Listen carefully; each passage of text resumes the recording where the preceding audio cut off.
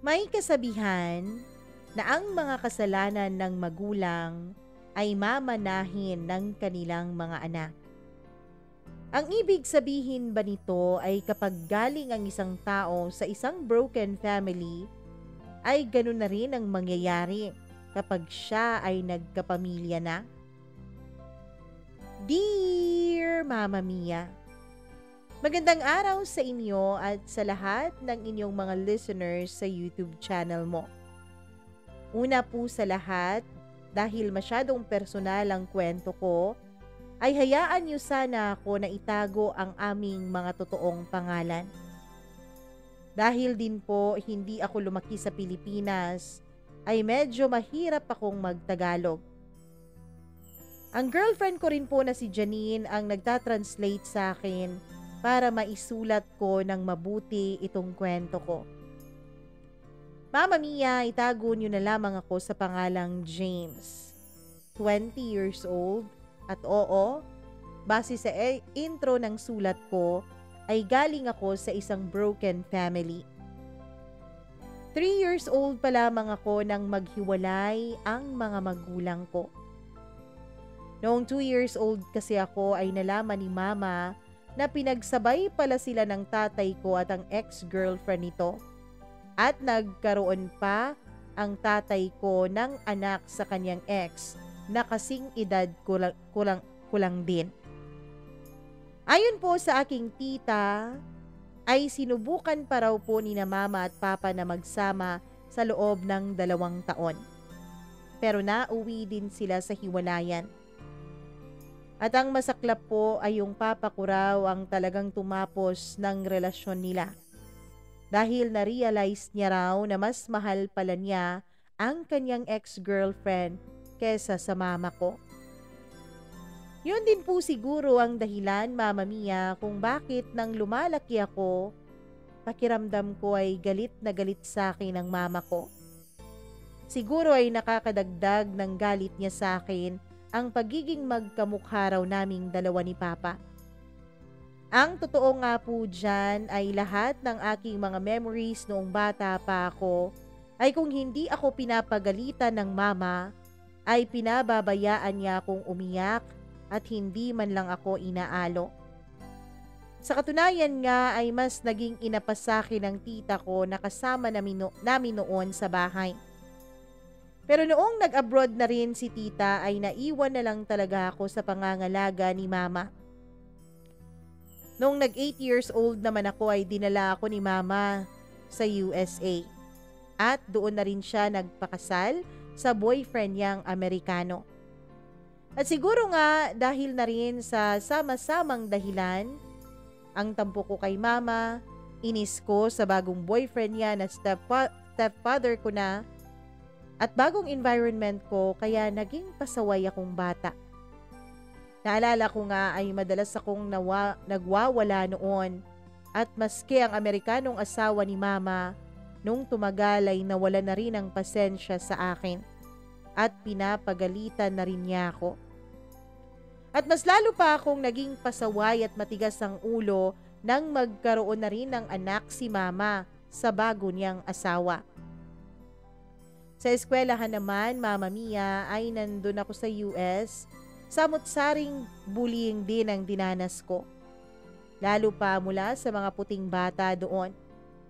Dahil nga sa kulay ko at pagiging kakaiba sa kanilang paningin, ay palagi nila akong napagtitripan at pinagtatawanan. Favorite target ako ng mga bullies doon. Kaya naman kahit saan ako magpunta, mapabahay man o eskwela, pakiramdam ko, Mama Mia, ay nae-etsapuera ako at hindi ako welcome. Mabuti na lang na noong high school ako ay inilipat ako sa school kung saan marami-rami na ang mga colored people.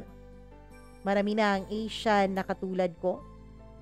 At doon na nga po ako napapunta sa tropa ng mga Pinoy, African Americans at mga Mexicans.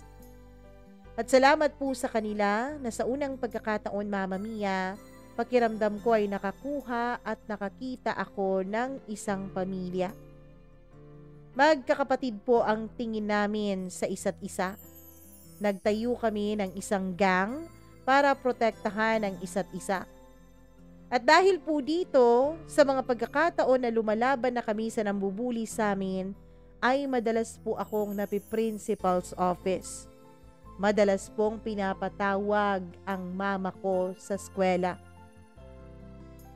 Kaya naman, nadagdagan ang galit niya sa akin. Halos linggo-linggo ay pinapatawag siya sa opisina ng principal. Nagagalit siya dahil busy-busy raw siya at naeestorbo ko pa ang trabaho niya dahil sa mga kalokohan ko. Sinasagot ko naman siya na sana wag na lang siyang pumunta doon kahit ipatawag pa siya. Ang sabi niya Mama Mia kung pwede nga lang ay bakit daw siya pupunta doon. Nagiging habit ko na raw ang pakikipag-away sa mga kaklase ko. Nagdahilan ako Mama Mia at sinabi ko na hindi ko naman kasalanan. Sila ang nambubuli sa amin at lumalaban lang kami. Pero hindi naniwala ang nanay ko. Sana daw isinumbong ko na lang sa principal. Sana daw kapag totoong binubuli ako ay wag na raw akong pumatol. Mula daw nang mapabarkada ako sa mga ibang lahi ay naging matigas ang ulo ko. Bad influence daw sila sa akin. Sabi ko naman ay mga kaibigan ko sila at pinoprotektahan namin ang isa't isa. Noon ay nilait niya ang mga kaibigan ko Mama Mia. Sabi niya ay hindi raw mga kaibigan ang tawag doon. Mga bad influence daw yon. Doon daw ako nakakakuha ng outlet at palusot sa pagiging pasaway ko. Doon ko naramdaman na parang mas kinakampihan pa ng nanay ko yung mga nambuli sa akin. Kaya naman sinabi ko sa kanya na wag siyang magpapaka-feeling puti. Dahil kahit nagpakasal na siya sa isang puting lalaki, ay Pilipinong-Pilipino pa rin siya at ang kulay niya pa rin ay kayumanggi. Kaya naman dapat ramdam niya na nilulook down kami ng iba. Sabi niya ay sumusobra na raw ako Mama Mia. Hindi na raw niya ako maintindihan. Dapat daw hindi niya ako ibinibili ng mga video games na gusto ko. Dahil nagiging masyadong bayolente raw ako at matabil pa ang aking bunganga. Sinabi ko naman sa kanya na kaya lang naman niya binibili ang mga video games na yon ay dahil maging busy ako para hindi ko maramdaman na hindi niya ako inaasikaso. Sabi ko pa sa kanya kung ano man ang nangyari sa akin, kasalanan niya lahat yon. Doon ay nasampal niya ako Mama Mia. Sumusobra na raw ako. Magpasalamat daw ako at wala kami sa Pilipinas kung hindi ay baka nabugbog na niya ako. Sabi ko sa kanya ay pwede naman niyang subukan para makasuhan ko siya ng child abuse. Pero kahit nasaktan niya ako ay wala pa rin namang magbabago. Nananatili pa rin naman ang katotohanan na isa siyang walang kwentang ina. Nagalit siya sa akin Mama Mia at pinapasok niya ako sa kwarto ko. Maglaro raw ako ng video games ko hanggat gusto ko at hanggat kaya ko. Dahil bukas na bukas daw ay itatapon niya ang lahat ng yon. Sabi niya, ipapadala raw niya ako sa Pilipinas sa tatay ko. Doon daw ako mag-high school nang matuto ako ng mga Filipino values. Sabi ko ay wala akong pakialam sa kanya at sa tatay ko. Dahil pareho naman silang walang pakialam sa akin. Mama Mia, aminado naman ako na talagang may kasalanan din naman ako. Talagang matalim din akong magsalita. Hindi ko alam pero habang lumalaki kasi ako, ay parang mas lalong lumalalim yung galit ko sa nanay ko at sa buong mundo. Napakalupit na nga po ng mga tao sa paligid ko. Tapos yung taong dapat na magpoprotekta sa akin ay hindi ko naman maaasahan at ako pa ang sinisisi. Sa kasamaang palad, Mama Mia, ang huling engkwentro namin sa mga bullies ay nauwi pa sa mas malaking away. Isang araw ay tinambangan kami ng mga bullies sa labas ng eskwelahan. At walang sabi-sabi ay inatake nila kami kaya ginantihan na rin namin sila. Nauwi po sa malaking riot ang away at sa kasamaang palad ay medyo napuruhan ko ang isa sa kanila. Nagdilim na nga po ang mga mata ko at tuloy-tuloy po ang pigbitaw ko ng suntok sa leader nila at nabasag ko ang ilong nito. At nang duguan na ang kanyang muka at umiiyak na ay doon na ako nahimasmasan. Parang doon ko ibinuhos sa mukha niya ang lahat ng galit ko para sa nanay ko at sa mundo. At sa madaling salita, Mama Mia, na-kick out po ako sa school na yon. At dahil sa nangyari ay talagang nagalit na sa akin ang mama ko. Pakiramdam ko sa puntong yun na talaga siya nag-give up sa akin. At doon na nga po ay tinupad niya ang kanyang banta na ipapadala niya ako sa Maynila sa tatay ko dahil pagod na raw siya sa akin. Kaya within a month lang ay pinadala niya ako sa Maynila ng mag-isa para doon manatili sa poder ng tatay ko na may sarili ng pamilya at mag-iisang dekada ko nang hindi nakikita. Pagdating ko sa bahay ay sakto naman na maghahapunan na. Tinanong ako ng tatay ko kung kumusta ang biyahe ko. Sabi ko ay okay naman.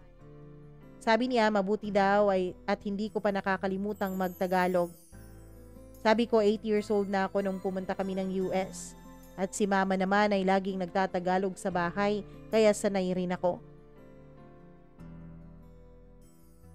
Medyo awkward ang pag-uusap namin yon ng tatay ko, Mama Mia. Kinamusta niya ang mama ko at ang sabi ko ay hindi ko alam dahil galit na galit ito nang umalis ako. Pero siguro nga masaya na ito ngayon na hindi na niya ako kasama. Pumasok naman sa eksena ang stepmom ko at ang sabi wag ko raw sabihin yon. Sabi niya, baka maganda lang daw ang hangad ng mama ko para sa akin. Sabi ko, wag siyang makialam dahil hindi naman niya alam ang nangyari. Noon ay biglang tumaas ang boses ng papa ko. Bigla namang dumating ang kapatid ko na itago na lang natin sa pangalang Raymond at pinakilala kami sa isa't isa. Half-brother kaming dalawa.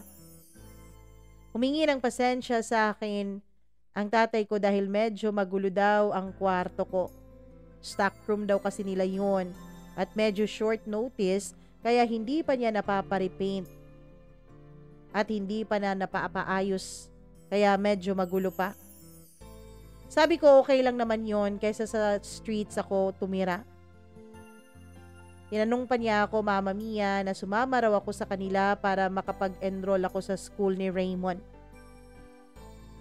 Sabi ko ay no thanks. Sabi ko hindi ko gustong mag-aral. Sinubukan ko namang mag-aral pero parang hindi para sa akin ang pag-aaral. Pero sabi ng papa ko ay hindi raw dapat at hindi po pwede na hindi ako mag-aral. Sabi ko it's my life and it's my choice. Pero ang sabi niya sa ayaw at gusto ko ay mag-aaral ako. Doon ay parang nagalit ako sa papa ko, Mama Mia, at ang sinabi ko ay wag siyang magpakaama sa akin dahil sperm donor lang naman siya kung tutuusin sa buhay ko. Nagalit pa ang kapatid ko at sinabi bastos daw ako. Para raw pinagyayabangan ko sila. Para raw binabastos ko ang pamilya nila. Sabi ko, huwag niyang kalimutan na una kaming pamilya ng tatay niya at iniwan kami para sa kanila. Sabi naman ni Raymond, yun nga ang dahilan. Ang mami daw niya ang pinili, sila daw ang pinili dahil sila ang mas mahal. Mama Mia, alam ko pong may kasalanan din ako kung bakit simula pa lang ay naging mainit na ang dugo sa akin ang pamilya ng tatay ko. Ang pakiramdam ko kasi noon ay trapped ako sa isang sitwasyon. Gusto kong maglayas pero dahil 16 years old pa lang ako noon at kakalapag lang sa Pilipinas ay natakot din ako. Nung sa US kasi ako, Mama Mia, ay marami akong naririnig na mga kwento-kwento tungkol sa Maynila. Na ang gulo-gulo raw ng Pilipinas at masasama raw ang ugali ng mga tao dito at napakahirap ng buhay. At sa mga oras nga po na yun ay naisip ko na sana pala ay doon na ako sa US naglayas para naiwasan ko ng mapatapo ni Mama sa Pilipinas. Kaya ang balak ko pa noon, Mama Mia, ay hindi na mag-aral at magtrabaho na lang ako dito ng 2 taon. Mag-iipon, tapos ay aalis na ako sa amin kaagad. Tapos kapag nakapag-ipon na ako ng mas malaki ay babalik ako sa Amerika. Pero hindi na sa poder ng nanay ko. Mabubuhay na ako ng mag-isa. At habang narito pa ako sa Pilipinas ay gagamitin ko na lang ang tatay ko bilang libreng board and lodging. Total ay wala rin naman po kaming nabuong relasyon. And basically, estranghero lang po ang tatay ko para sa akin. Mama Mia, sinubukan ko pong maghanap ng trabaho sa Maynila. Pero ang hirap po pala talagang makakuha ng matinong trabaho dito na maayos ang bayad. Sa Amerika kasi ay teenagers pa lamang ay may mga part-time job na ang mga kaedaran ko. At sumasapat na ang sweldo nila doon para makapaghulog na sa kotse. Pero dito sa Pilipinas, maski ata motor ay mahihirapan akong bilhin gamit ang sarili kong pera. Sa Amerika din kasi ay madali ring makakuha ng trabaho ang mga kasing edad ko dahil hindi naman po uso masyado doon ang makatapos ng college. Pero dito, maski sa simpleng trabaho ang nakakalaban ko ay yung may mga college degree o kaya'y may 10 taon na ang tanda sa akin. Dahil po dito, Mama Mia, ay napilitan na rin akong pagbigyan ng kagustuhan ng tatay ko na mag-aral ako. Ang sinabi ko sa sarili ko na tatapusin ko na ang high school. Makakatulong din naman siguro ang diploma na yon kahit papaano sa pagbalik ko sa US balang araw. Ang medyo nakaka-bad trip lang po ay dahil sa parehong school ako tulad ni Raymond in-enroll ng tatay ko. Mabuti na nga lang po ay nag-stop ako kaya ahead siya sa akin ng 1 taon kaya hindi ko siya ka-batchmate. And bilang new kid sa school at galing Amerika pa, ay ako po ang sentro ng atensyon ng lahat ng mga tao doon. Siguro nga po may tsura ako kasi pansin ko po na maraming mga girls doon ang umaaligid-aligid at nagpapakyut sa akin. At sa kinamalasan pa, yung isang babae na nagkaka-crush sa akin ay nililigawan pala ni Raymond. Itago na lang natin siya sa pangalang Claire. Lagi niya akong nilalapitan at gusto niyang tumabi sa akin lagi kapag snacks time. Sabi nila, Mama Mia, yun daw ang weakness ni Claire. Medyo snobbish kasi ako nung unang mga araw ko sa eskwela. Sabi niya ay medyo nagugustuhan niya raw ang style ko. Nagpakilala siya sa akin at ang sabi niya ay hire siya ng isang batch sa akin. Tinanong niya sa akin kung totoo ba raw na galing akong Amerika. Sinabi ko na oo. Tinanong niya kung saang parte ng states ako nakatira at ang sabi ko sa Florida. Mama Mia, habang nagpapakyut sa akin si Claire ay bigla namang pumasok sa eksena si Raymond. Tumabi siya sa amin. Ipinakilala pa ni Raymond ang sarili niya bilang kapatid ko. So magkapatid kayo? Tanong ni Claire. Actually, half-brother. Pareho kami ng tatay. Sa Amerika siya lumaki with his mother, tapos nung na-kick out siya sa school doon, pinadala siya dito. Sabi ni Raymond kay Claire. Kick out? Tanong naman ni Claire. Nambugbog siya ng schoolmate niya ata doon. Sabi ni Raymond. Pero imbes na ma-turn off sa akin si Claire ay mukhang na-amuse pa siya. Really? Ang bad boy naman. Nagulat si Raymond sa sinabi ni Claire, Mama Mia. Tinanong niya si Claire kung bakit mas natutuwa pa ito sa nalaman nito.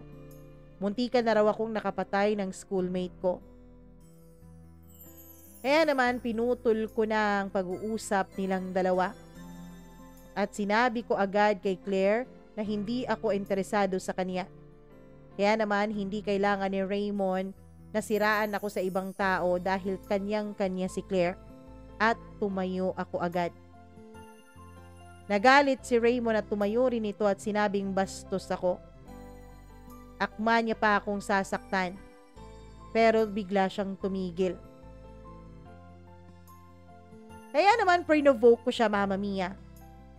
Oh, bakit hindi mo ako saktan? Sige na, ang tagal naman. Sinuntok niya ako, pero hindi ako lumaban. Ang sabi niya ay duwag raw ako.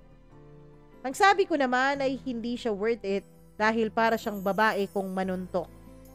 Doon ay bigla siyang nagalit kaya naman sunod-sunod na suntok ang iginawad niya sa akin. Nagpabugbog ako kay Raymond noon, Mama Mia. Kahit na puro pa sana ako ay hindi pa rin ako nanlaban sa kanya. Siguro nga po ay talent ko talaga ang mag-provoke ng mga tao. Dahil alam ko na ang hindi ko pagpatol kay Raymond ay mas magiging masakit para sa kanyang ego. Ang buong akala ko, Mama Mia, ay kapag nalaman yun ng tatay namin ay madodoble po ang kahihiyan na mararamdaman ni Raymond. Pero sa pagkakataong yun ay nagkamali ako. Kahit ako pa ang bugbog sarado, si Raymond pa rin ang kinampihan ng tatay ko. In fact, medyo na-shock pa nga ako kasi doon first time ko talagang sinigawan at pinagalitan ng tatay namin. Kahit na ano po ang rudeness na pinakita ko sa kanila dati ay parang pinagpapasensyahan nila akong mag-asawa. Pero nung malaman nila na nasuspend ang anak nila dahil sa pamprovoke ko raw, ay parang dun na talaga sila bumigay, lalo na ang tatay ko. Ang sabi po niya ay kilala na daw niya ako at sigurado daw siya na sinasadya ko ang hindi lumaban kay Raymond para sa ikapahamak nito. Dahil daw sa akin ay nawala ang scholarship ni Raymond sa school. Kung patapon daw ang buhay ko ay wag ko raw idamay ang anak niya. Kulang na lang, Mama Mia, ay sabihin niya sa akin na hindi niya ako anak at palalayasin niya ako sa bahay niya. Nung una, Mama Mia, nang makita ko kung gaano nagalit at nasaktan ang tatay ko, ay nakaramdam ako ng satisfaction. Parang naging achievement sa akin yon na makita ko siyang bumibigay na rin sa pampoprovoke ko. Pero nung mag-isa na lang ako sa kwarto, ay doon ko po naramdaman ng sakit at lungkot. Labanan ko man ng paulit-ulit kung naririnig ang sinabi niyang anak niya si Raymond. At kung tingnan niya ako ay parang punong-puno siya ng pagkamuhi sa akin. Doon ko na-realize, Mama Mia, na mag-isa na lang talaga ako sa buhay. Mag-isa na lang talaga ako sa mundo. Na wala akong pamilya. Na walang nagmamahal sa akin. Na wala akong mahal. At walang taong masasaktan kapag bigla na lang akong nawala sa mundo.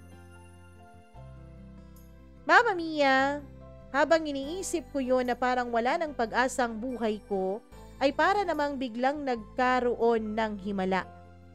Dahil ilang araw matapos noon ay nakilala ko si Janine. 2 years po siyang mas matanda sa akin. Siya po ang anak ng kasambahay ng tatay ko na rumerelyebo ng ilang araw sa nanay niya nung na-confine ito sa ospital. Isang gabi habang nagsiset ng table si Janine, ang sabi niya, Mama Mia, ay hindi raw siya mapakali nang nakikita niyang mga pasa sa mukha ko. Pinayuhan pa niya ako na ipatingin ang mga yon sa doktor. Sabi ko ay okay lang naman ako. Sabi niya, Mama Mia, habang tinitingnan pa lang niya ang mga sugat ko ay parang bumabaliktad na ang sikmura niya. Ang sakit raw siguro para sa akin ang mga sugat na yon.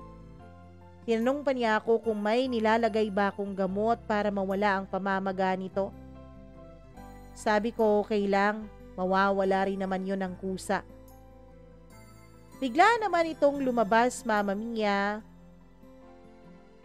at kumuha ng mga tanim sa may garden ng tatay ko. Pagkabalik niya ay binigay niya sa akin ang aloe vera para raw mabawasan ang sakit at pamamaga. Sabi ko ay hindi ko na kailangan yon. Sabi niya, promise daw makakabuti sa akin yon. Try lang daw namin kahit sa isang part lang dahil para sa kanya ay masakit na masakit tingnan ang mga sugat ko sa mukha.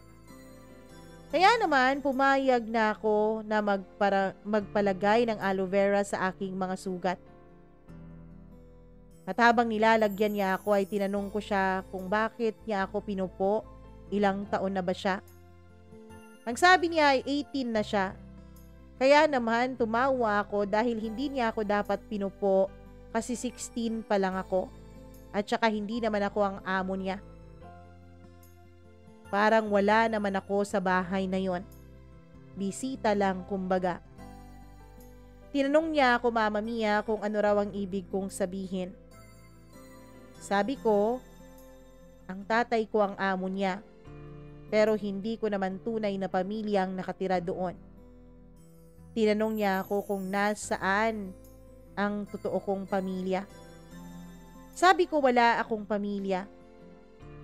Oo, may nanay ako sa US pero may pamilya na rin siya katulad ng tatay ko dito sa Pilipinas.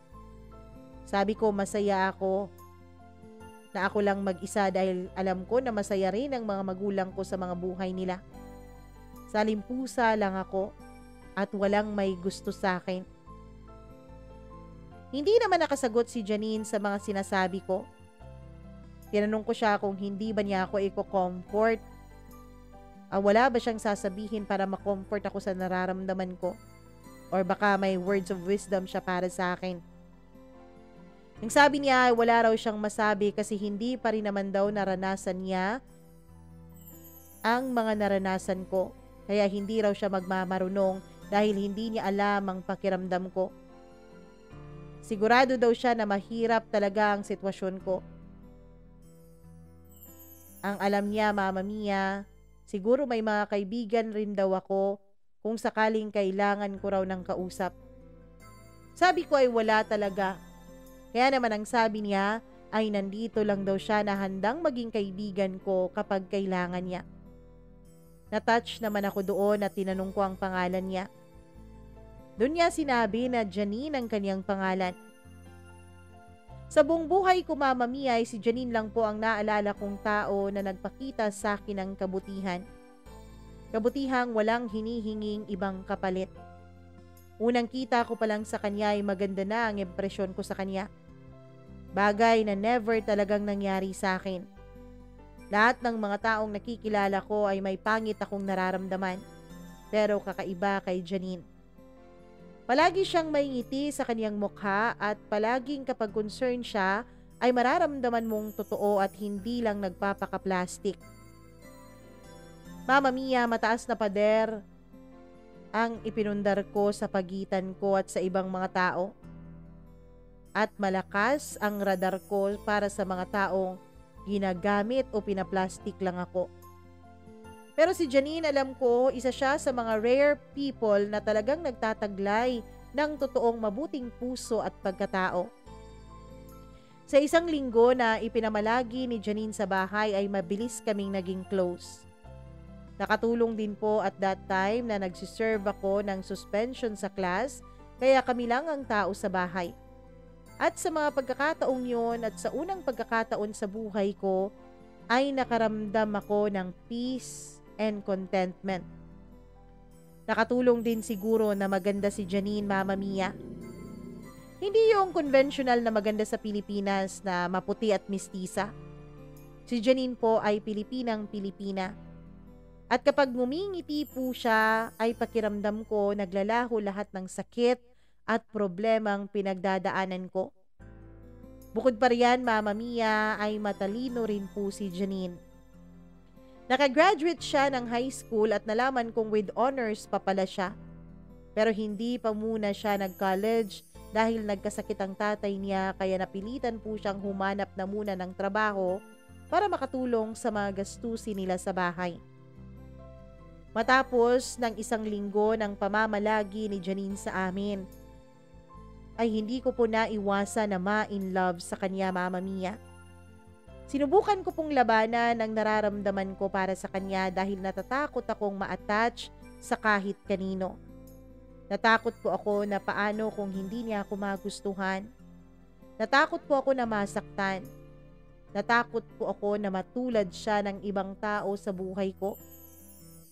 Na dumadating nga pero bigla namang umaalis at hindi na nagpaparamdam o hindi na ako binibigyan ng pansin.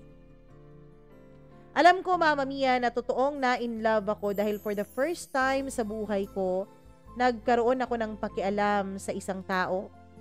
And for the first time, naramdaman ko na gusto kong maging isang mabuting tao para sa iba. Nung umalis na po si Janine sa bahay namin at bumalik na ang kanyang nanay, ay itinuloy ko pa rin po ang pakikipag-communicate ko sa kanya. Nagsimula sa mga text hanggang sa tinatawagan ko na nga po siya at inabot kami ng oras ng pag-uusap sa telepono. At sa mga panahon na yun, Mama Mia, ay naramdaman ko na nga na may pagbabago na sa sarili ko. Mas naging interesado na akong mag-aral at mas naging porsigido ako na magkaroon ng magandang kinabukasan. Nawala na rin sa isip ko ang plano kong bumalik sa US. Ang naging focus ko na lang noon ay mapasagot si Janine, ang makapagtapos sa pag-aaral para makakuha ako ng magandang trabaho balang araw. At sa kabutihang palad naman, Mama Mia, matapos ang 2 taon at 2 buwan ng panliligaw, ay sinagot naman ako ni Janine. Kahit naramdam ko naman po na mahal niya rin ako, ay hindi naging madali ang pasagutin siya dahil responsable at wala sa plano niya ang pagbo-boyfriend. Bukod pa riyan ay inamin niya sa akin na hinahihiya daw siyang isipin ng mga tao. Dahil raw na mayaman ako at siya ay anak lamang ng katulong ng pamilya ko. Inassure ko naman si Janine na hindi niya kailangang pansinin ang mga iisipin o sasabihin ng mga tao. Dahil in the first place ay outsider naman ako sa 2 side ng pamilya ko. At kung magkakaroon man ako ng tunay na pamilya, ay gugustuhin ko na sana ay kasama siya doon. Nung tumagal ay nalaman na rin ng mga tao sa bahay ang tungkol sa relasyon naming dalawa ni Janine. At sa dinami-rami ng mga araw ay napili pa ng tatay ko, nagpagsabihan ako tungkol dito noong 17th birthday dinner ko, Mama Mia. Nasa labas kami noon at kumakain ng dinner. Binati at kinantahan pa ako ng mga waiters. Pagkatapos akong batiin ng lahat ng happy birthday ay tinanong ako ng tatay ko kung ano raw ba ang plano ko sa buhay. Sabi ko ay plano kong magtapos ng high school. Tinanong niya ako kung may naisip na raw ba akong kurso sa college. Sabi ko, hindi ko pa yon iniisip dahil 2 years pa naman yon. Tinanong niya, Mama Mia, kung bakit close kami ng anak ng katulong namin. Kaya naman inamin ko sa kanya na girlfriend ko na si Janine. Girlfriend mo na? Gulat na tanong ng stepmother ko. Oo. Bakit? May problema ba doon? Sagot ko.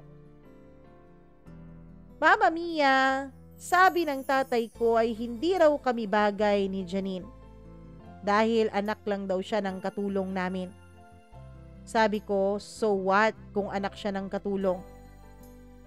Sabi nila ay huwag ko raw seryosohin ang relasyon ko kay Janine, pero ang sabi ko, bakit naman hindi? Dahil daw hindi siya kauri o ka-level namin. Sabi ko, hindi rin naman ako ka-level o kauri nila. Outsider naman kasi ako. Bakit kailangan nila akong pagbawalan na makipagrelasyon sa katulong nila? Sabi nila, Mama Mia, ay sabi ng tatay ko ay hindi raw niya kaya na maging balae ang katulong niya. Okay, I get it. Kaya niyo ba ako dinala dito sa restaurant hindi para i-celebrate ang birthday ko, kundi para hindi marinig sa bahay at ni Manang na mababa ang tingin niyo sa kanila? Tanong ko sa tatay ko. Doon ay biglang sumabat si Raymond. Alam mo ikaw, pakulo mo na naman to eh. Nagre-rebelde ka na naman. Ginagawa mo lang yan sa tao para buwisitin kami. Mama Mia, sabi ko ay wag makialam si Raymond dahil hindi naman siya ang kausap ko. Sa galit ni Raymond ay kinuha niya ang tubig at itinapon yun sa mukha ko. Sabi ko ay hina naman niya. Bakit parang mukhang eksena sa pelikula ang nakikita ko? Bigla kaming nagkabugbugan, Mama Mia. Buti na lang at itinigil o pinigilan kami ng stepmother ko at ng tatay ko. Kinabukasan ay kinausap ng tatay ko ang nanay ni Janine at sinithante niya ito, Mama Mia. Tinanggal niya sa trabaho ang nanay ni Janine. Sa galit ko nang malaman ko yon ay nag-alsabalutan ako sa bahay at sa puntong yon ay hindi na rin ako pinigilan ng tatay ko. Kahit nahiyang-hiya ako ay nanirahan muna ako sa poder ni na Janine. At kahit na nawalan ng trabaho ang nanay ni Janine ay pinagbuksan pa rin niya ako ng lugar sa bahay nila. Doon ko nakita na kaya pala mabuting tao si Janine dahil mabubuting tao din ang mga nagpalaki sa kanya. Kahit nakalahati lang ng bahay ng tatay ko ang bahay ni na Janine at sa medyo magulong lugar pa sila nakatira, ay mas naging kampante at masaya ako doon kaysa sa bahay ng tatay ko. Lahat po sila maski mga kapitbahay ay tuwang-tuwa at wini-welcome pa ako sa community nila. Siguro po, Mama Mia, nakatulong din na medyo hirap akong magtagalog at tuwang-tuwa sila kapag tinatawag nila akong Amboy. And ironically, Mama Mia, doon ko pa sa mga gulong lugar na yon nakaramdam na okay lang to let my guard down. Sa lugar na yon at sa mga tao doon na hindi ko naman mga kadugo, naramdaman ko na isa ko sa kanila, na I belong there. Bilang tulong po sa kabaitan nila ay nagtrabaho na rin ako, Mama Mia. Nakakuha ako ng part-time work as an English tutor sa mga grade school students.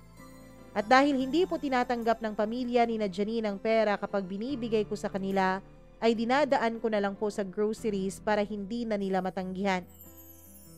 Pero eventually ay nagkamali din kami ni Janine, Mama Mia. Nabuntis ko po siya at kitang-kita ko po sa mga mukha ng mga magulang ni Janine ang disappointment. Pero kahit na gano'n ay tinanggap pa rin nila ang sitwasyon. At para makabawi na rin ako sa kanila at dahil na rin mahal na mahal ko si Janine at ang magiging anak namin, ay siniguro ko na hinding-hindi ko pababayaan ang anak nila at ang magiging apo nila. Ipinangako ko po na magiging responsableng ama ako. Nang mag-18 years old na ako, Mama Mia, ay nakakuha ako ng trabaho sa isang call center. At mula po noon ay mas naging kampante na ako at ang pamilya ni na Janine na magiging maayos na ang kinabukasan namin. Ipinangako ko rin po kay Janine na papag-aralin ko siya ng college para matupad din niya ang pangarap niyang maging isang engineer. Maayos na sana ang lahat, Mama Mia. Pero isang araw ay nagulat ako nang may dumating na bisita sa bahay. Ang mama ko at ang papa ko. Pinag-e-empake na nila ako, Mama Mia, dahil babalik na raw ako sa Amerika kasama ng nanay ko. Pero tumanggi ako. Sabi, Mama Mia, nag-e-NRT pa ang nanay ko at ang sabi niya ay hindi raw ako nababagay sa lugar na yon. Bakit daw ako umabot sa punto na yon? Sabi ko wala namang masama at walang mali sa lugar na yon dahil dun ko nahanap ang kaligayahan. Dun ko nahanap ang pamilya. Anong family sinasabi mo? Kami ang pamilya mo, James. Sabi ng nanay ko. Sino? Kayo? Pare-pareho na kayong may sarili niyong pamilya. Bata pa lang ako, pakiramdam ko, isa lang akong malaking pagkakamali. Pagkasabi ko noon, Mama Mia, ay pinagbalingan naman ng nanay ko ang tatay ko at ang sabi nito ay kasalanan niyang nangyari. Ang tatay ko naman ay naging defensive at bakit daw kasalanan niya na sa nanay naman ako lumaki. Dapat daw sisihin ng nanay ko ang sarili niya sa pagpapalaki niya sa akin.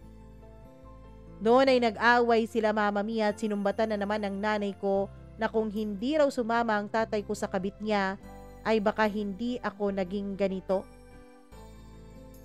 Mama Mia, nag-aaway silang dalawa sa harapan ko at nagtuturuan kung sino ang may mali, kung bakit ako nagkakaganito. Pareho silang naguhugas kamay sa nangyari sa akin.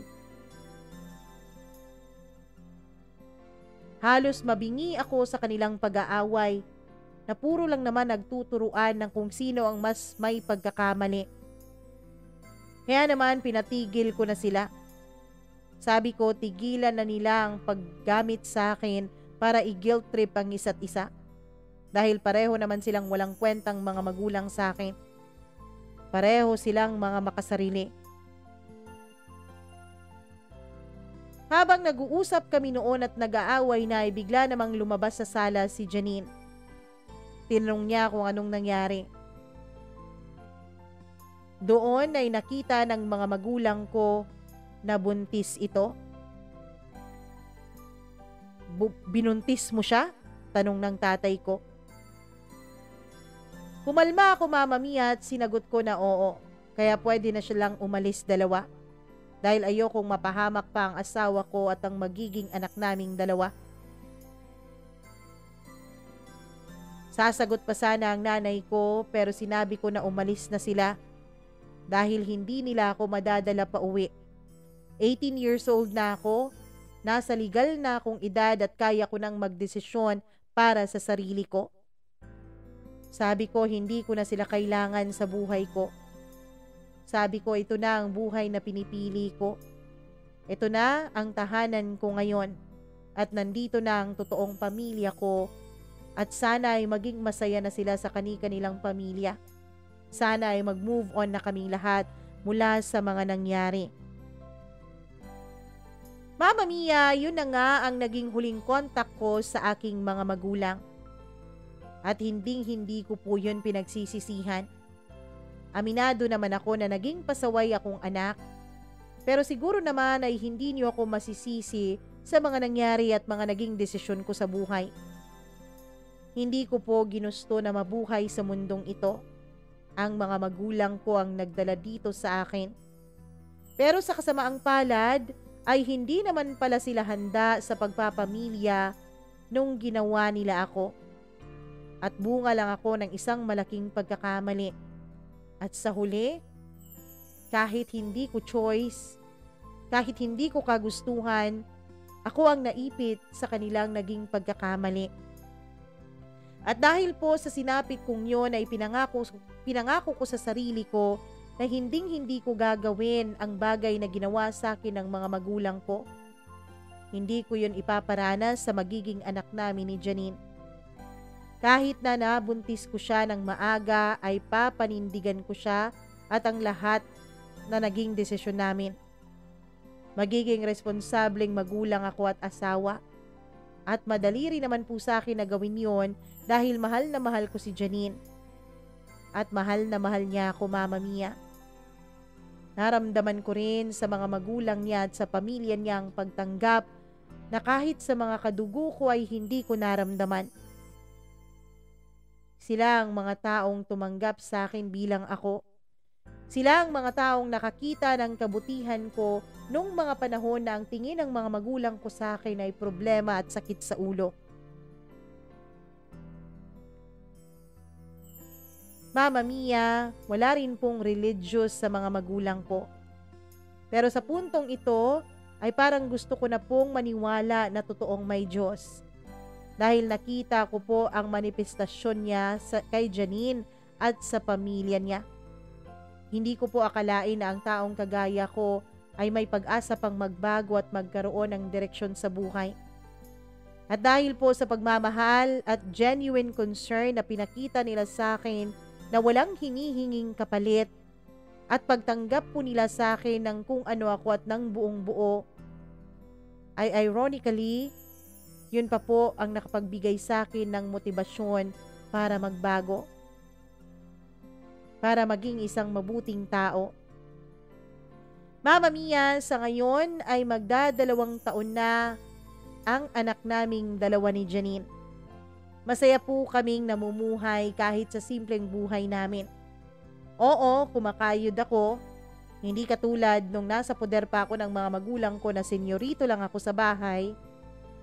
Pero kahit nahihirapan, kahit pagod ang katawan, ay punong-puno naman ang puso ko at masayang-masaya naman ako sa pamilya na meron ako ngayon. Wala na rin po akong naging balita sa mga magulang ko, Mama Mia. Si Janine ngayon ay bumalik na sa kaniyang pag-aaral. Dahil tulad ng pinangako ko sa kanya, susuportahan ko ang kaniyang pag-aaral, Mama Mia. Nagpakasal na nga rin po pala kaming dalawa sa Huwes. Hindi ko alam, pero ang sabi nila ay hindi raw yun valid dahil hindi pumirma ang mga magulang ko.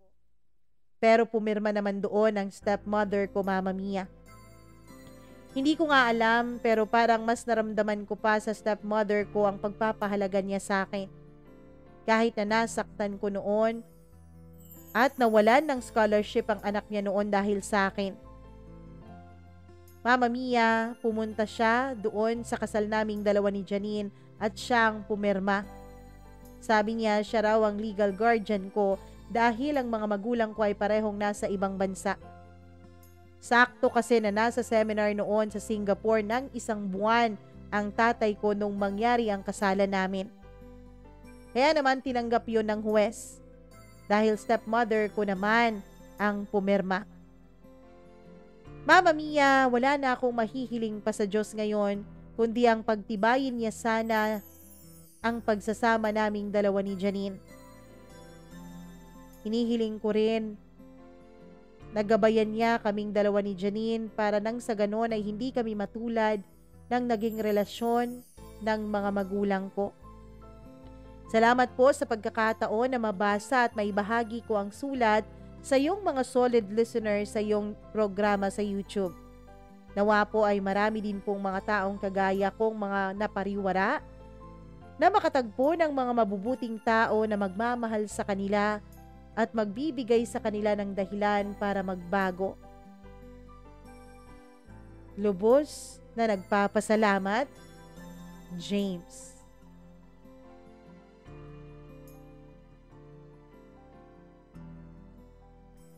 Lahat ng tao ay may pagkakataon na baguhin ang mga masasamang gawain nila sa kanilang buhay. Kailangan lang nila ng mga taong tutulong para gawin nila yon. Nawa, maging leksyon ang storya ni James na sana tayong mga magulang ay maging gabay ng ating mga anak. Sana tayo ang magbigay sa kanila ng suporta at pagmamahal. Sana wag nating husgahan kung ano man ang kanilang mga naging desisyon. Sana bago humusga ay unawain muna natin kung saan sila nanggagaling. Maraming salamat, James, sa pagpapadala mo ng kwento mo dito sa ating programa. Naway maging masaya kayo sa habang buhay ni Janine kasama ang iyong buong pamilya. Hangad ko rin na sana darating ang araw na mapatawad mo na ang iyong mga magulang at maiayos nyo ang inyong relasyon. Hindi man ngayon, pero sana bago mahuli ang lahat, ay maging konektado kayo ulit sa isa't isa. Hiling ko na sana'y maghilom na ng tuluyan ang iyong puso. At sana ma-realize na rin ng mga magulang mo ang mga naging pagkakamali nila sa iyo. Maraming salamat din sa iyo na nakikinig ngayon sa sulat na itinampok natin dito sa ating programa. Kung nagustuhan mo ang storya ni James, huwag kalimutan na i-like, i-share at mag-comment dito sa kanyang video. Huwag niyo rin kalimutan sana na mag-subscribe dito sa ating YouTube channel at i-click ang notification bell para lagi kayong updated sa bawat kwento na ating i-upload. Muli, maraming salamat po sa inyong suporta. Lalong-lalo na yung mga patuloy pa ring tumatangkilik sa ating mga kwento, yung mga nag-aabang sa mga kwentong ating i-upload, at yung mga nagko-comment at binibigay ang kanilang mga kuro-kuro sa bawat kwento na ating itinatampok. Maraming salamat po sa inyong lahat. Ako po ang inyong nag-iisang Mama Mia. Magandang araw sa inyong lahat.